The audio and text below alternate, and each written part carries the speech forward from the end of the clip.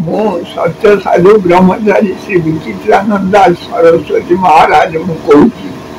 ବିଶ୍ୱ ଶାନ୍ତି ଆଧ୍ୟାତ୍ମିକ ଯୋଗାଶ୍ରମ ଓଡ଼ିଶା ତରଫରୁ এই ଖଣ୍ଡଗିରି ଉଦୟଗିରି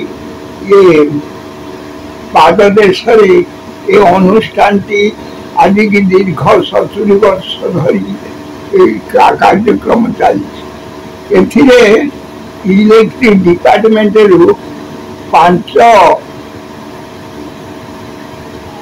ଅନନ୍ତ ନାରାୟଣ ଜେନା 5ଟା ଲାଇଟ୍ ଦେଇଥିଲା।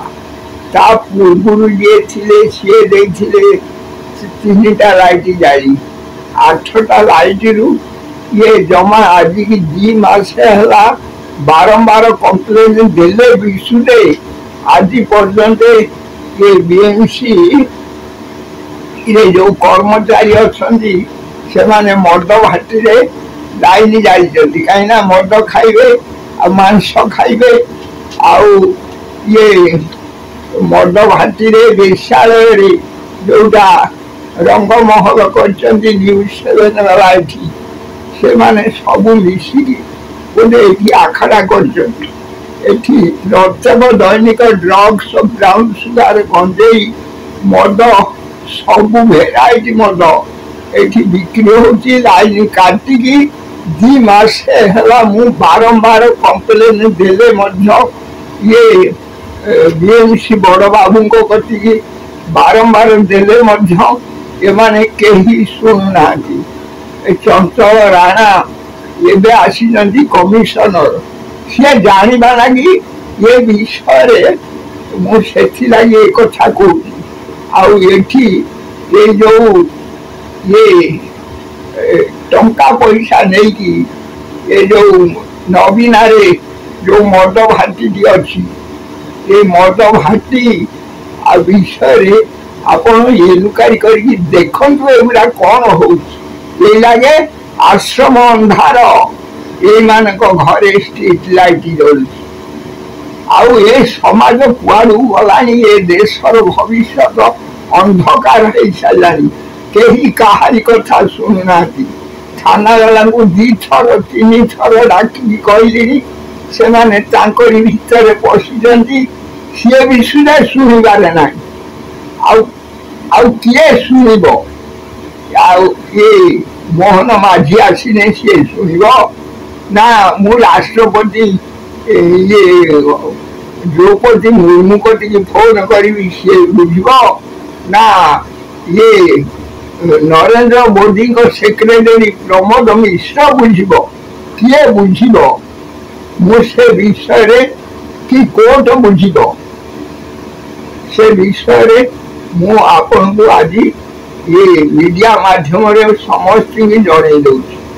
ଆଜି ଏ ସମାଜ ଧ୍ୱଂସ ହେଇଗଲାଣି। ଯଦି ରକ୍ଷା କରିବାରେ ଅଛି ସଂଗ୍ରାମ କରନ୍ତୁ, ନଚେତ ସତ୍ୟ ଧର୍ମ ଯୁଦ୍ଧ ଧର୍ମ ଡାକରା ଗୋଟେ ରଥ ବାହାରୁଛି ଏ ଅଳ୍ପ ଦିନ ଭିତରେ।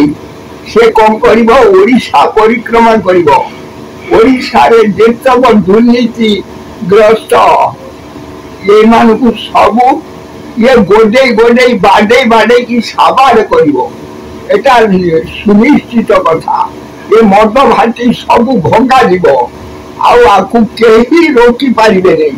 କାହିଁକିନା ରାଷ୍ଟ୍ରପତି ବିଷୟରେ କହିଲା ମାଟେ ଆସିକି, ସିଏ ତା କଥା ରହିଲାନି, ଆମ କଥା ରହିଲାନି, ସାଧୁ ସନ୍ଥ ସମାଜର କଥା ରହିଲାନି। ଆମକୁ ଧ୍ୱଂସ କରିଦେବାର ଅଛି। ୟାକୁ ଯୋଉ କଳେ ବଳେ କୌଶଳୀ ଇଏ ଯୋଉ ନେତା ଯୋଉମାନେ ଆଗକୁ ଯାଉଛନ୍ତି ତାକୁ ଘୋଷାରିକି ବାଡ଼େଇବାରେ ଅଛି। ତାଙ୍କୁ ସରକାର ଚାକିରି ଦେଇଛି କାହିଁକି? ସେ କରୁଛନ୍ତି କ'ଣ? କାହିଁକି? କେତେଟା ପୋଲିସ ଡକାୟତ ଅଫିସର ନ ଲାଗି ଏ ପୋଲିସ ଡିପାର୍ଟମେଣ୍ଟ ପୁରା ବଦନାମ ହେଇଯାଇଛି। ଶୁଣିବେ ଯଦି ପୋଲିସ କାଳାଙ୍କାରୀ କଥା ମୁଣ୍ଡରେ ହାତ ଦେବେ। এই କେତେଟା ପୋଲିସ ଅଫିସରଙ୍କ ଲାଗି ବଡ଼ ବଡ଼ ହାକିମ ଗୁଡ଼ା ସିଏ ପୁରା ବଦନାମ ହେଇଯାଇ ସାରିଲେଣି। ଆଉ ତାପରେ ବିଶ୍ୱରେ ବଡ଼ ବଡ଼ ପାଇଲାରେ ସେମିତିଆ କେଞ୍ଚୋଟି ଲୋକ ତାଙ୍କୁ ଇଙ୍ଗିତ ଦେଉଛନ୍ତି ବୋଲିକି ସିଏ ଏ କାମ କରୁଛନ୍ତି। ନାହିଁ ଇଏ ଶାନ୍ତି ଆସି ସାରନ୍ତା। କେତେଟା ଏଇ ଓକିଲ ଆଇନ ବିଷୟରେ ସେ କଣ ଖାଲି ମିଛ ଶିକ୍ଷା ଦେଇକି ଏ ଭାରତର ଆଇନ ସମ୍ବିଧାନକୁ ଧ୍ୱଂସ କରିସାରିଲେଣି ଆଜ୍ଞା। ଆଉ ଆଇନ ନାହିଁ କି କେହି କାହାରି କଥା ମାନିବାରେ ନାହିଁ। ଏଣୁ ମୁଁ ଆପଣଙ୍କୁ ଜଣେଇ ଦିଆହଉଛି ଆ ପରେ ମୁଁ ଡିଟେଲ ଖୋଲାଖୋଲି ଭାବରେ ପବ୍ଲିସିଟି ହବ। ଜୟ ଜଗନ୍ନାଥ।